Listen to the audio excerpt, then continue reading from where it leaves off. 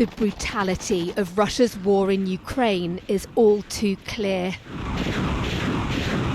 But Moscow is also accused of waging a far more covert campaign of attacks against NATO countries.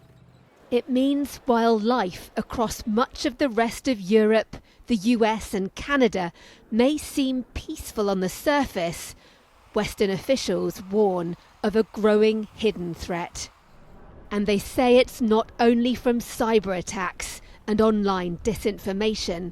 What's also new is the increase in sabotage and assassination plots, arson, damage to infrastructure. He heads a team updating a NATO strategy to track and deter what's known as hybrid warfare.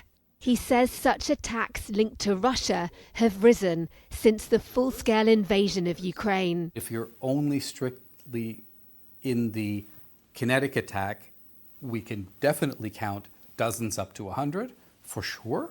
We're in a little bit of a boiling frog situation. We are seeing now what would have been utterly unacceptable 5 years ago. But we've kind of gotten used to a little bit more and a little bit more and a little bit more, and that's very dangerous. So we want to establish a baseline now, then prevent escalation, manage it if it happens, but also work to de-escalate, not to where we are now, but to where we were years ago. Are you worried that there could be a moment, a threshold will be crossed and actually NATO will be forced to go to war with Russia over this kind of sub-threshold attack? There is a real prospect of one of these attacks causing substantial numbers of casualties or very substantial economic damage.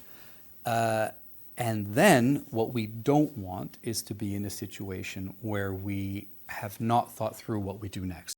Hybrid attacks are by their very nature unconventional, deniable, and designed to lie under the threshold of conventional war, though that's not a guarantee. Types of hostility include cyber attacks, with literally thousands happening every day, linked not just to Russia, but also to China, Iran, and North Korea. London was the victim of a major cyber hack last summer on hospital blood tests. Then there are disinformation campaigns aimed, for example, at political interference. It's what Russia is suspected of doing during a recent presidential election race in Romania. Russian spies are also accused of physical attacks, such as an attempt to assassinate the head of a major German defence company.